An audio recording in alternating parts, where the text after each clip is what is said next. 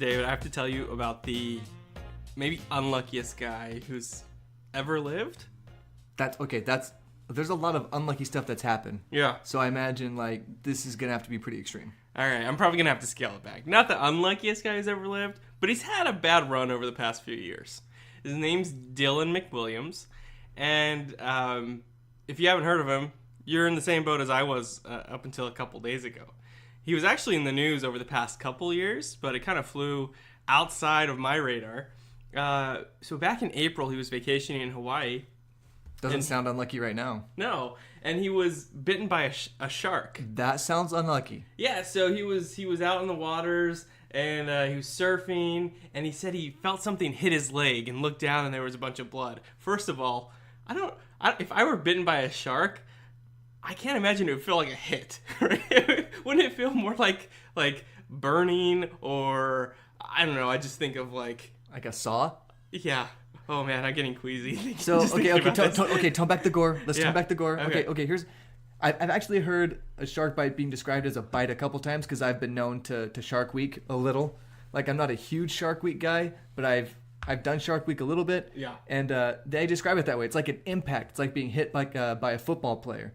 So I think that's interesting. But I'm with you. It sounds more like the saw, like the shark teeth have like saw blades kind of in there, and I imagine that would be more like a tearing, ripping, just tear that muscle right from your body, kind of a thing.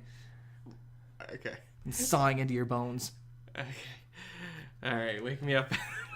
Okay, I need a breather. Okay. All right. But, I mean, okay, who among us has not been attacked by one wild animal, right? Okay. Okay. I mean, I have a story involving a pack of animals. What? A swarm. Oh, yeah, I know the story. I'll share at some other point. No. Okay. At some other point. Let's focus on Dylan, okay? It has to do with him rolling on the ground, though, so it's pretty great. I was rolling a lot. So Dylan, shark attack a couple months ago. Well, a few months before that, the summer before that, so summer 2017, he was out camping, and he was actually working as an instructor teaching survival skills, so kudos to him for this. He woke up basically with his head inside a bear's mouth. What? Yeah, in his words, he was sleeping one night and a bear showed up at the campsite. He said, and then it pulled me into his mouth and it grabbed me with its teeth right back here as he pointed to the back of his head. When it pulled, queasy time, it tore the skin and scraped along my skull, which was like the cracking noise that I heard. Ugh. So basically, a bear bit his head and broke it. It broke his head with his teeth. I don't mean to find this funny, but the thought that this guy is in the ocean, and like shark attacks are super rare. Like we always hear about the shark attacks that happen, just like we always hear about a plane crashing because they're super, super rare. So not only does this guy get attacked by a shark, but the year before he was attacked by a bear. That's crazy to me. In the tent. Like, bears don't go into tents usually. Yeah. While he's an instructor teaching survival skills. Did he survive the bear attack? He did. Okay. He should get a raise. Not only a raise, yes, he should be promoted. He should be, like, doing this all over the country. I wonder if the people taking the class were like, wow, this is like a great demonstration. They're like, okay, they're taking notes as he's being dragged away by the bear. There's some guy who, like, it's his thing to go to these survival camps, right? He's all about the survival. He's like, wow, this is the most lifelike one I've ever encountered. He's live tweeting it. Yeah. Okay. Who among us has not been attacked by two wild animals? All right. Par for the course around here. Well, you got him beat. You were attacked by a swarm. Yeah. Okay. Well, poor Dylan, not only was he bitten by a shark and nearly consumed by a bear. Sure. But a few years before that, while hiking in the great state of Utah, was bitten by a rattlesnake. So... Made up. This has to be made up. This guy is attention-seeking. I'm sure he took like a fork, removed two of the prongs, and was like, bam, self-jammed. And he gave himself a little poke in the calf. I don't know. I mean, I believe he was actually bitten, but maybe you're right. Maybe he's just after the spotlight. And he's angling for his own like reality TV show where every week he gets destroyed by some other animal. He's like, Bear Grylls got nothing on this. Watch me actually get bit by a snake. I've actually ended up in a bear's grill.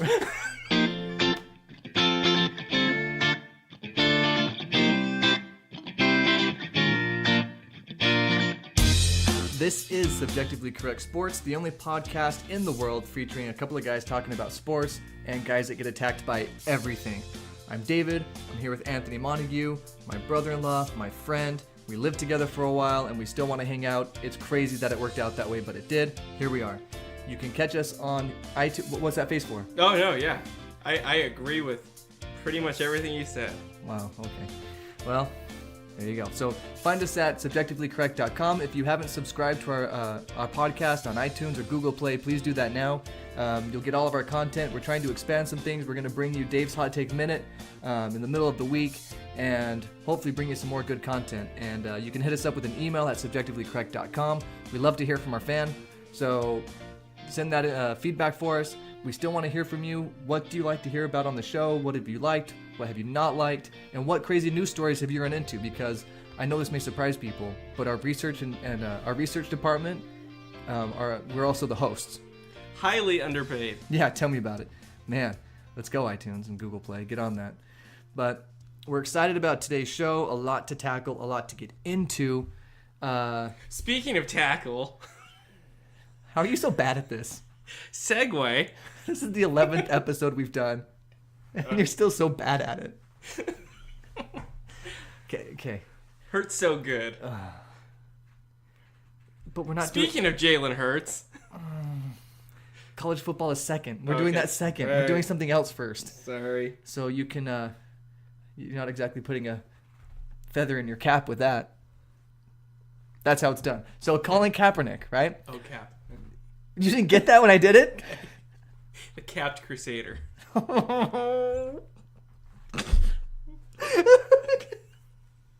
We may never get to sports.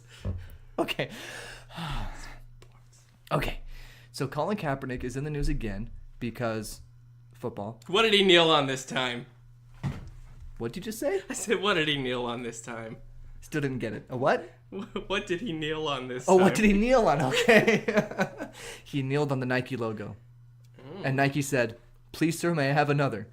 And they gave him some money for it, right? So Nike surprised everyone. All over plot twist.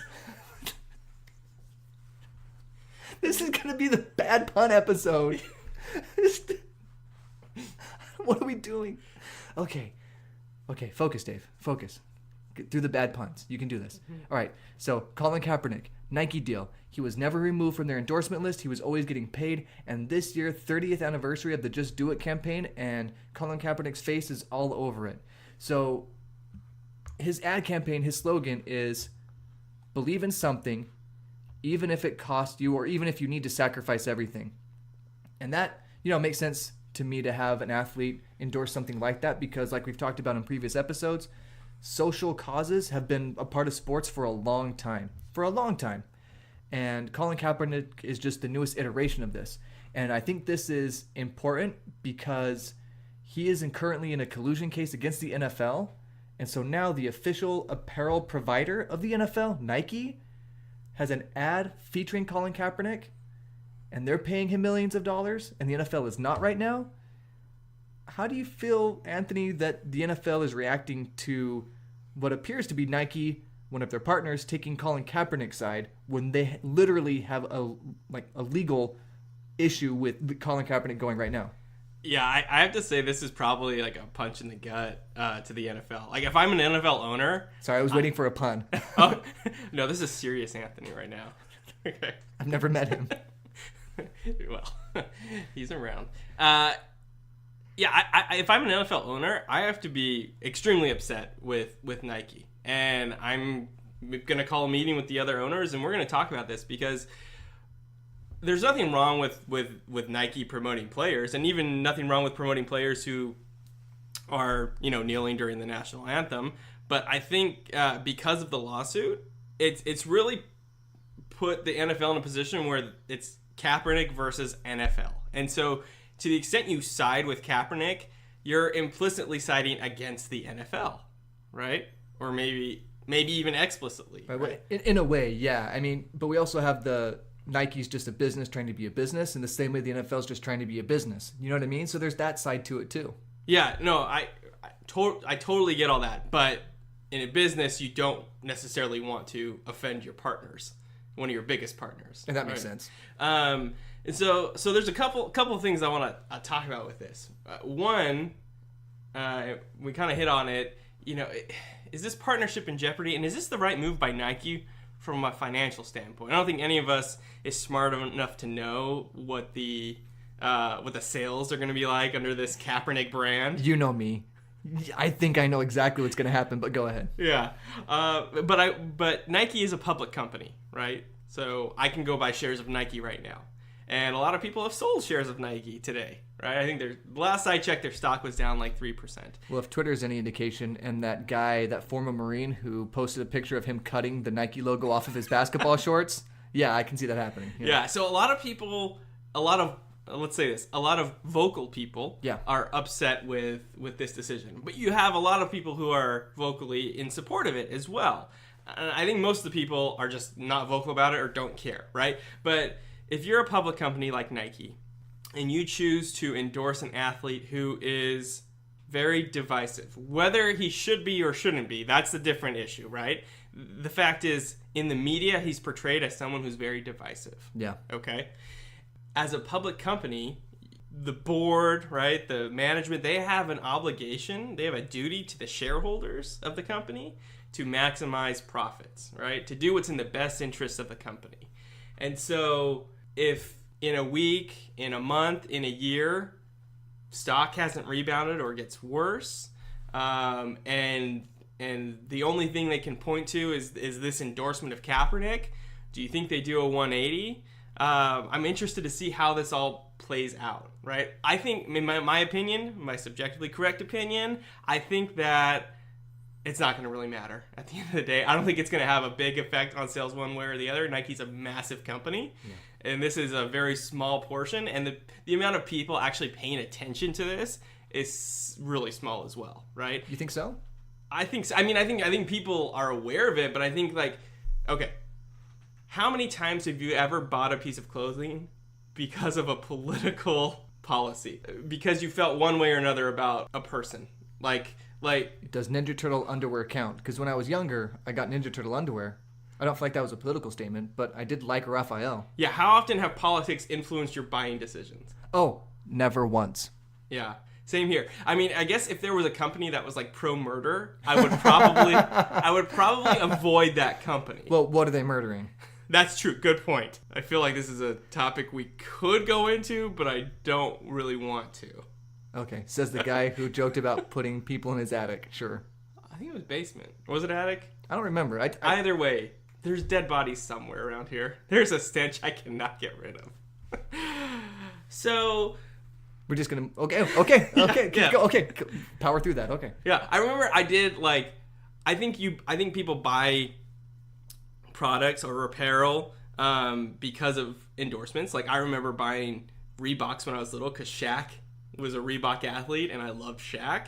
Yeah. And so I pleaded with my parents to buy Reeboks, right? And maybe I'm just like not plugged into the movement that's really behind Kaepernick, but like is there a big following of Kaepernick? Because here's the thing, like Nike's always been about athletic excellence, right? Bo Jackson, he excelled at two sports and was, one of if not the most dominant football players in his peak. Michael Jordan, LeBron James, Kobe Bryant, Serena Williams, Tiger Woods, Andre Agassi, Pete Sampras, all these former Nike athletes were at the very top of their profession at one point in time. Mm-hmm. They were the face of Nike at one point in time. And now Nike's the face of their brand. I mean, they still got a bunch of other athletes, but they're promoting him, Colin Kaepernick, as the face of their brand.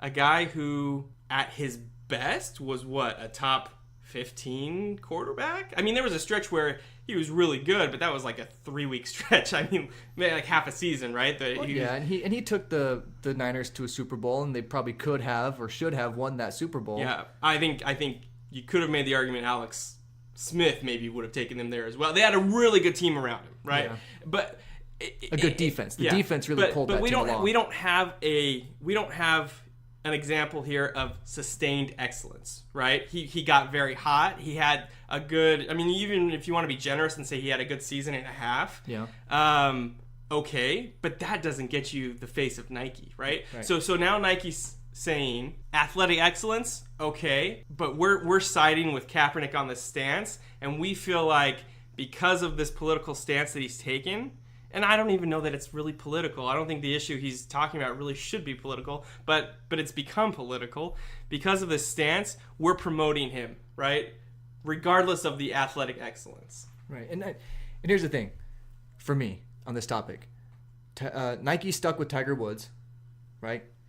Through his scandal, through his bad play, through his injuries, and now it's paying dividends because Tiger Woods is back and he's still the most exciting player in golf, even though he's not winning. And Kaepernick is kind of the same thing. He's a Nike athlete. He had a couple years where he was taking his team to Super Bowls and stuff, and things were looking good.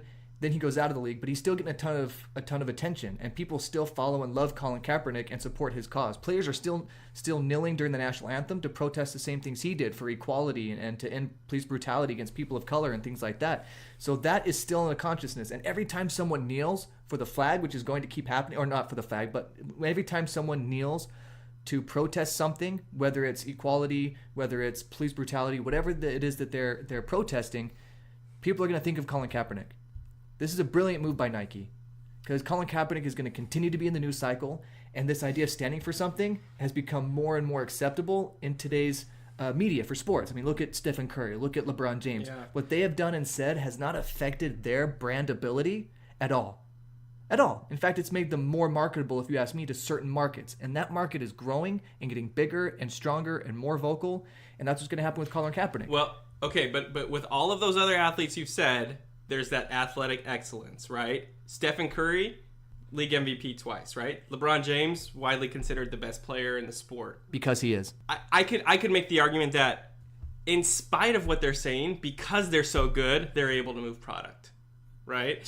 So that's why I think it's just going to be interesting to see what this product line does, how Nike does over the next little bit.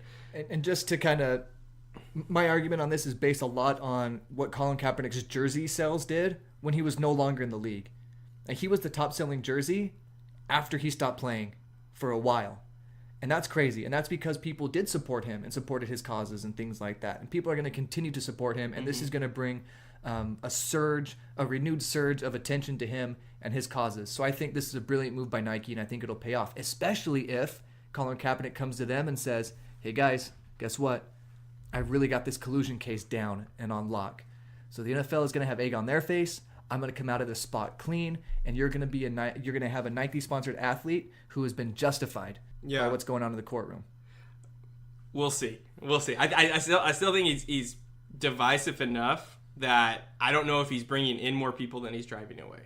Yeah, and only the numbers will be able to tell. You know what I mean? And even then, who knows? Yeah. Even then, who knows? Because like I said, people buy things they like. Like, I'm shallow. I'm honest enough to admit that I'm shallow when it comes to my appearance, right? Like, I buy things that I think look good on me, right?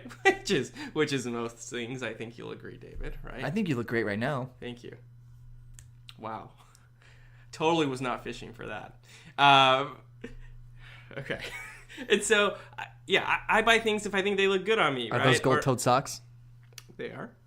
They fit nice? They do. Are they compression socks or just regular dress socks? Just regular. Yeah? They look pretty good. Okay. Where'd you get that shirt? Okay. I think I'm done talking about that. Okay. And so, at the end of the day, whether it's a Kaepernick product or not, I think most people are going to be buying a shirt, a shoe, a wristband, whatever it may be, because they like the look or feel of it, right? And the fact that it's Kaepernick or it's Woods or it's James or it's Curry, I don't know how much of that is factored in, and I don't really know how they measure that. I'm not this economic statistician person who can figure all this out. I took 2 economics courses in college, and that was it. So don't ask me economics questions. I'll talk to you about bread and butter. Here's one. Wait, butter and guns. Yeah. Is that the thing? Butter and guns and butter. The old economics thing where they're like, is it better to have guns or butter? Because you're talking about like food production versus like wartime production in a country, and what's better for the people and the economy and stuff like that. You know what I'm talking about? No. Oh, okay. Yeah, I think you're speaking to a very small portion of our fan right now. Yeah, the part of our fan that went to econ? Yeah, exactly. Okay, all right. Here's one thing I will criticize about the Nike campaign. The slogan. Just the... Sometimes... I don't have it up. I don't have it word for word. But it's, sometimes believing in something means sacrificing everything. Yeah, it's believe in something, even if it means sacrificing everything. Believe in something, even if it means sacrificing everything, and then it's Kaepernick's face, right? Implying that he has sacrificed everything.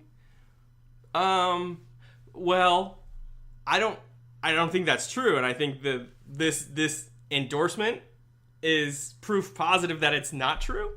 Because he was still making millions of dollars every year? Yes. Yeah, that's true. That's true. But he did, Chris Bosh, and this will all come together, I promise. Yeah. Chris Bosh still wants to get into the league and play. Even though doctors from the NBA, from the Miami Heat, and other independent doctors have told him, you might die. Not just from blood clots, but if you're playing on blood thinners and you take an elbow, if you take a Dwight Howard elbow to the face and you bleed out, we may not be able to save you, right? And he says, I still want to go back and play. He's a father, and he loves being a father, but he loves basketball so much, and he worked his entire life to get to the NBA and be at the top level of the NBA, and he was there. He could taste it. And his game translates so well to today's NBA. He could make an immediate championship impact on a team today. Okay. Right? Mm-hmm. And he's willing to make that sacrifice to go there and play. So that is a lot. I mean, he has sacrificed a lot, but I agree with you. It's not like he's been Nelson Mandela. Well, I shouldn't have done that. Oh, I feel bad. I feel bad now. I shouldn't. Okay. My diva. I know. Too soon. I feel bad. Okay. But mostly because I have huge respect for. Okay, I'm done. Never mind. Make words. Go. Here's one thing I'll say. If it were Cam Newton who had engaged in the protests, Cam Newton would still be in the league. He is still in the league, obviously, but Kaepernick would still be in the league if he were of the talent of Cam Newton, right? So I don't know. Right? Are you telling me that, like, if Aaron Rodgers starts protesting tomorrow, that he's not going to have a job next year? Oh no, he could kill somebody and have a job the next day. And so I don't think it's fair to pin his lack of employment in the NFL solely on believing in something. I think the fact that he had poor performance leading up to this, right? I mean, he was a backup at that point, right? He was backing up Alex Smith? Well, no, it was post Alex Smith. Oh, he was backing up somebody. Yeah, I mean, he had already played himself. Injuries. I think he had already played himself out of the starting job, or maybe it was because he was injured. And so it's not like we were talking about, he was at the peak of his career, and he was, set to make, I don't know, a record-setting deal or anything, right? He was a backup, and teams have decided whether or not it was, there was any collusion involved. Do not to not employ him. I know there are many worse quarterbacks who have. Okay, I was going to pull that list out. Yeah, the list is long and it is hilarious. All I'm saying is, if there was a team that thought that the one thing separating them from a Super Bowl is Colin Kaepernick, he'd be on that team.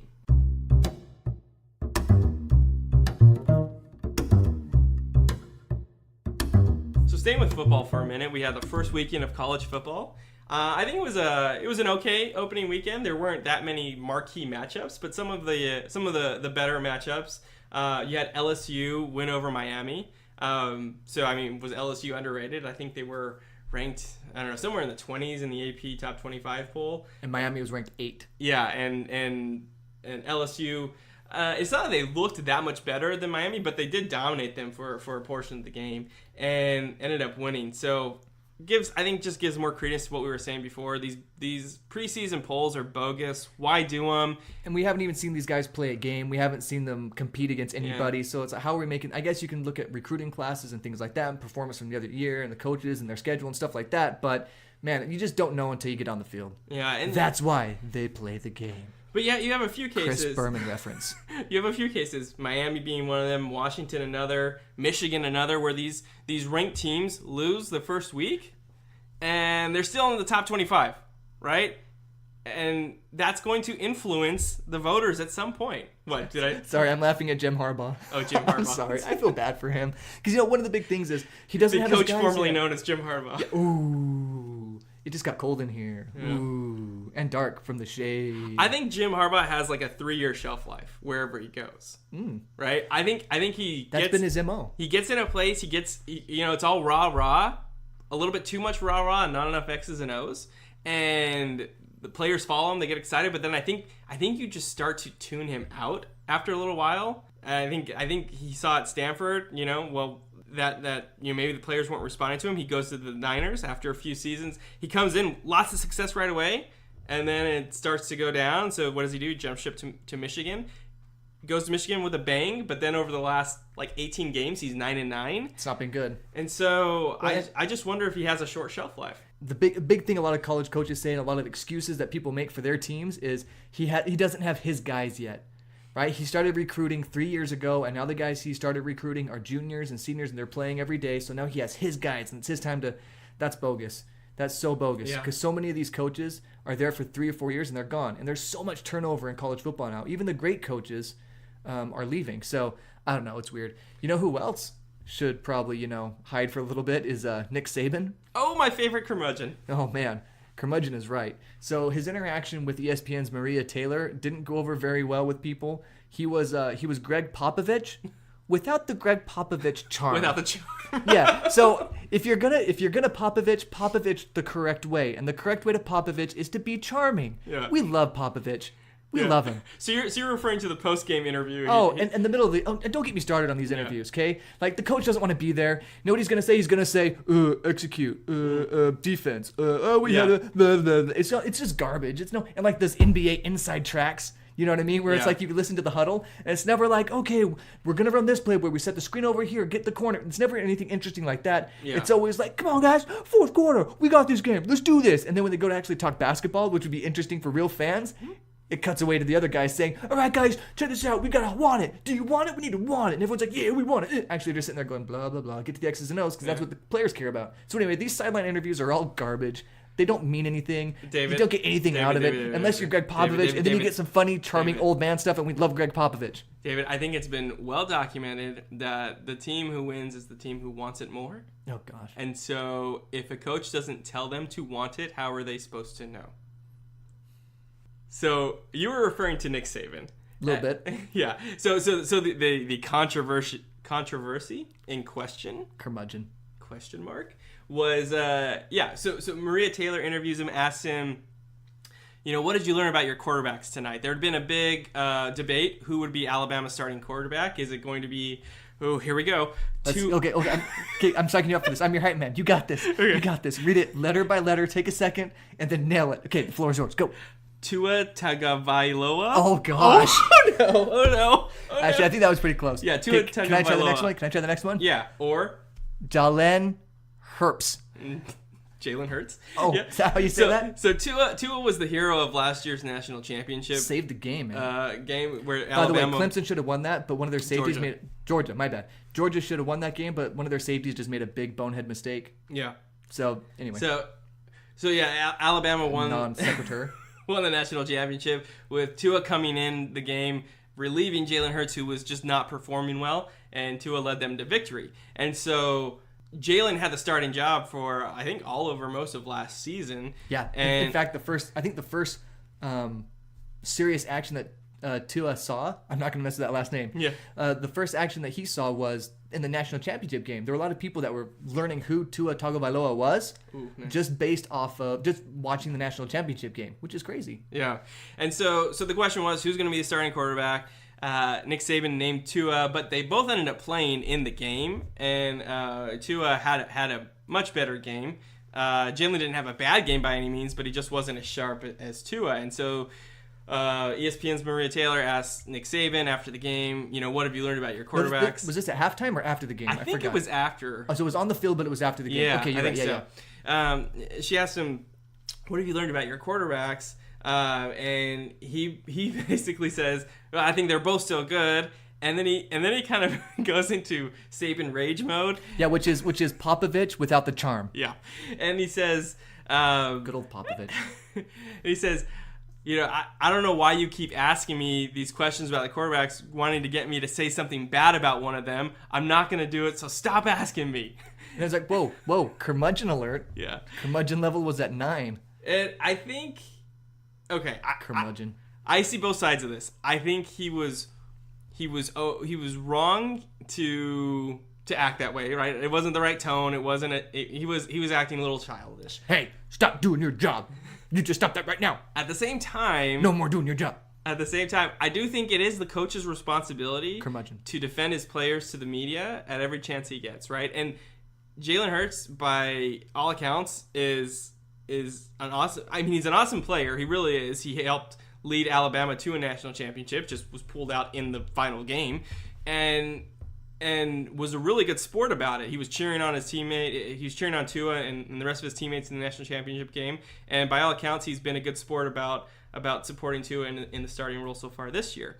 And so just because one player is starting over another, Saban doesn't want the media to bait him into trashing Jalen Hurts, right? And I think it's obvious how Nick Saban feels because he's starting Tua. Like, I think the question didn't need to be asked, right? Because obviously the play speaks for itself, and who's playing, who's getting most of the minutes, who's starting, that answers the question. So I do think it was a bit of an unfair question. So you're saying that while Maria Taylor is within her rights to do her job and ask a question like that, the question that everyone is wanting to be asked, which I think is the question everyone was asking during this game. The game was a blowout. Everyone knew Alabama was going to win. Really, it came down to who's going to be Alabama's quarterback, because that's going to play out for the rest of the season, right? So you don't fault her for asking that question, but you also don't fault Nick Saban for his reaction. Yeah. Okay. Yeah. No, I think both were acted, within their rights. I think Nick Saban could have toned it down a little bit. Curmudgeon. And I think maybe the question could have been worded a little bit differently. Like, do you expect Tua to continue starting moving forward, right? As opposed to, what have you learned about both of them? I think there's just a better way. Both sides could have done a little bit better. And this is a non-controversy. This is one of those things that gets blown out of proportion. This is Alabama football. We're going to talk about it. Roll Tide. I ride with Saban. Go for it. I mean, I won't. Dude's a curmudgeon. He's Popovich without the charm. Non-charm Popovich. Wow, that's a novel phrase. I should coin it. Non-charm pop. All right, and now it's the segment that our fan has been clamoring for, making its appearance for the third week in a row. It's David's Hot Take Minute. David, I'm not going to do some crazy sound effect. You know, this segment does not need any more gimmicks, okay? I don't. Are you saying I'm gimmick enough? I'm saying that what you're doing is Marconi worthy. That's the... Who's Marconi? Isn't that a guy from Batman? Oh, that's Falcone. Falcone? Macaroni. On your mark. Get set. Go. Ravens coach John Harbaugh said that the Kiko Alonso situation where he was staggering over to the wrong sideline, he seemed a little out of it. It was pretty funny. Dude, probably not the right time to make CTE jokes. I mean, seriously, that's not a good thing. Someone had a sign. I love college football season for the sign. Someone had a sign that said, I had a better sign, but Urban Meyer covered it up. Ooh, burn. There's a soccer player from South Korea who avoided getting into the military because he won a gold medal in Asian soccer. Like, man, talk about having more on the line than just a championship in your career. Hey, if you don't win, you might get blown up. Sweet. Oh, that's just craziness. I'm so glad that he's not doing that. Also, the guy that did a Pinocchio sign with the Pinocchio nose of Urban Meyer, that's a good one too. I love that. Let's see. This is not a good hot take minute, I promise. I promise it's not good. All right, the shot that Roger Federer had around the net, did you see that? Yeah. Krigo saw it too, and he just opened his mouth and he's like, oh my gosh, this is the craziest thing I've ever seen in my life. Right now, Messi leads La Liga in goals, assists, shots, chance created, most dribbles, most take-ons completed, and most successful through balls. He is the best player of all time. He is the GOAT. Also, wait, what do you want me to do now? This is Dave's Hot Take Minute. Is that time? Okay, I didn't know what the signal was. Dave's Hot Take Minute. Dun, dun, dun, dun, dun. That was the worst hot take minute we've done. I'm sorry. Well, we technically didn't do that. Oh, cool. Big of you, man. Really big of you. I'm sorry. We were in a hurry, right? I didn't write anything down. I mean, considering that was pretty much off the cuff, I'm proud of myself. Yeah, I think that was above mediocre. Whatever. Okay, let's move on. So, a new segment that I'm really excited about. Okay, it's not Dave's Hot Take Minute levels of awesome, but it's pretty great. This is the Sneaky Good Golfer of the Week. Wait, Sneaky Good Golfer of the Week? Huh? No, we'll keep working. Should we cut that and just use it over and over again? Yeah, and we need to find a way to get your jazz hands that you did at the end. Oh yeah, I'm really, most of my performance is hands. Huge. This week's Sneaky Good Golfer is Bryson James Aldrich DeChambeau. Fanfare. Editor, if we can get some fanfare right there, that'd be great. Woo! No, I want some real fanfare. I don't want you going woo. I want real fanfare. Well, I'm nuts. That guy was great. Okay, we'll get back to Bryson. Okay, Anthony and I went to a Rangers game. Rangers played the Dodgers, and when the Dodgers are in town, Anthony goes to see them whenever he can because he's a huge Dodgers fan. So it's cool to see Max Muncy swing live. He's got a sweet swing, man. Okay. He's got a sweet swing. Sorry, I'm just thinking about his swing. Oh, it's a great swing. It's like Popovich without the charm. No, it's Popovich with the charm. Oh, sorry. I don't really know how to use that phrase. No, you don't. It's because it's my phrase. But we're at the game, and there's a guy that looked just like Chris Pratt. Like, I double take so hard. He looked like Andy Dwyer, Chris Pratt. You know what I mean? From Parks and Rec? Those Miller Lite commercials are not working out for Chris Pratt. Or they paid him in Miller Lite. Oh, yeah. Because he had plumped up a little bit. He was back to Andy Dwyer status. And he was a vendor at the Rangers game, this Chris Pratt lookalike. And so he was down near close to home plate. And we were on by the home dugout. We thought we were going to be by the visitors' dugout so we could be close to the Dodgers. That didn't work out. Whatever. I blame Anthony. So we, and all of a sudden we hear, "Warm Nuts!" We look down and there's Chris Pratt selling peanuts at a ball game. It was great. Oh, and he kept doing that over and over again. Looked just like Chris Pratt. It was phenomenal. But anyway, we digress. I can't imagine us doing that, going on a tangent like that. That surprised me. Anyway, so this guy, Bryson James Aldrich DeChambeau, he won a couple of golf tournaments over the last couple of weeks. And he's sneaky good because his name isn't Tiger Woods or Jordan Spieth or Rory McIlroy or whatever 2 or 3 other golfers that you know. Because as we know, if you're a golfer not named those names and you win, you're a sneaky good golfer. Yeah. But you know what the thing I love most about DeChambeau? His name? No. Oh. All of his irons are the same length, right? So if you've ever played golf before, you know that the higher lofted clubs, the one that hit shorter, like your sand wedge, pitching wedge, 9-iron, 8-iron, they're shorter than your long irons, your 1-iron, 2-iron, 3-iron, 4-iron, right? But DeChambeau is of the opinion that if they're all the same length, then I swing the same way. If I do a practice swing with my 3-iron, it's the same as doing a practice swing with my sand wedge. Or maybe just the 9-iron. I don't know what he goes to. But all of his irons, they're the same length, which is very atypical. Yeah, not just in the PGA, but in golf in general. I think he might be the only one. But one thing's for sure. If he wins a major, everyone's going to start doing that. They're going to go to the shops and be like, give me the DeChambeau. Also, with that name, Bryson James Aldrich DeChambeau, you have to play a game with a stick, right? You have to play like polo. You have to play cricket. You have to play golf. What else? What other stick sports? Are you just saying the preppy white sports? Yeah, that was pretty implicit. Lacrosse? Yeah, lacrosse. Yep, there's another one. I think the only exception here is hockey. Yeah, that's the not preppy white sport. Yeah, that's the other white sport. It's the chicken. No, pork. The other white meat. It's the pork of sports. All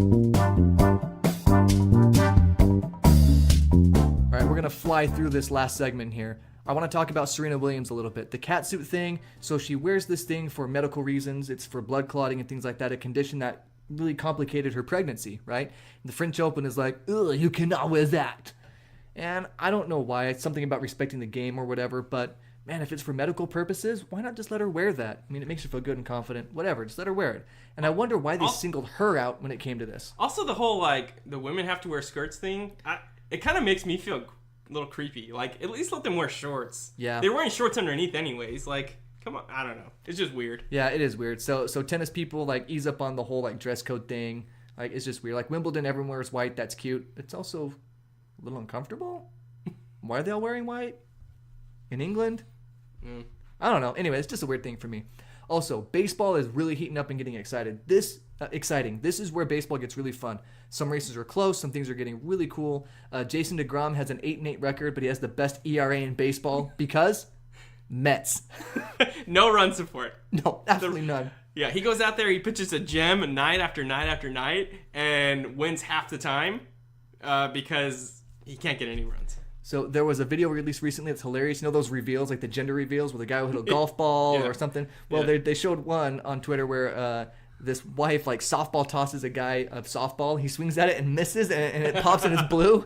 And a guy tweeted and said, "Congratulations, it's a Met." And it's so true. I feel bad for DeGrom. Bryce Harper yesterday or the day before, I forget. Bottom of the 9th inning, he had a game-tying home run. And then in the bottom of the 10th, he had a game-winning sacrifice fly. I love Bryce Harper. Yeah, Harper's awesome. We'll see. I'm really excited for the offseason to see where he ends up. Yeah, it's gonna be an interesting offseason, and I'm excited for fall baseball. It's gonna be great this year. Yeah. So in the American League, you got you basically have the postseason set. It's possible that the Mariners sneak in, or the Rays if they get super hot. But as of right now, it looks like Red Sox, Indians, Astros are in, and New York and the A's are going to play the wild card game. In the NL, though, much different story. You've basically got like 7-8 teams that could any of them could win their division. They could end up in the wild card. Or they could miss the playoffs entirely. So just for example, 3 days ago, the Diamondbacks were winning the National League West. 2 days ago, the Dodgers were winning the National League West, and as of last night, the Colorado Rockies are winning the National League West. Yeah, they're all within a game of each other. Yeah, the NL races are going to be super exciting, and in the playoffs, the NL is going to be super exciting. But the AL has the best teams. Yeah. So according to Tim Kirkchin, he thinks the NL playoff races and the NL playoffs themselves are going to be really interesting because they're really close, they're like really competitive. But the AL is going to be the best baseball because the best teams are out there. So that's something to watch for. But if anyone knows this, it's Timmy. It's the hot team that wins. So whoever's the hottest in October, who cares what their record was? Sorry, this is just you making a plug and hoping. This is just you hoping that the Dodgers are going to get hot and win. That's where this is going, right? Justin Turner will not be denied this year. All right, sure. All right. David, what? There's a crack in the case. What? Which case? The case? The case. Hit me with it. The Swedish Jewel Heist. There's no other case. Okay, so apparently one of the criminals, he's one of the dastardly masterminds. I think the word you're looking for is mastermind. Maybe they weren't as masterful as we originally thought. Oh no. Okay, so one of them, after cracking the glass, left blood on the glass, and so they were able to use that blood and somehow track him down. Apparently, Sweden keeps track of your blood. I don't know. And and they recovered. They apprehended one of the criminals and recovered at least part of the stolen jewels. They hadn't fenced them yet? No. I guess there's not a huge market for Swedish crown jewels. I don't know. I figured there would be. But okay. Further update. They didn't just run away from the museum. They rode bikes. So after the boat, they rode bikes? No. They rode bikes to the boat, but it wasn't a boat. It was 2 jet skis.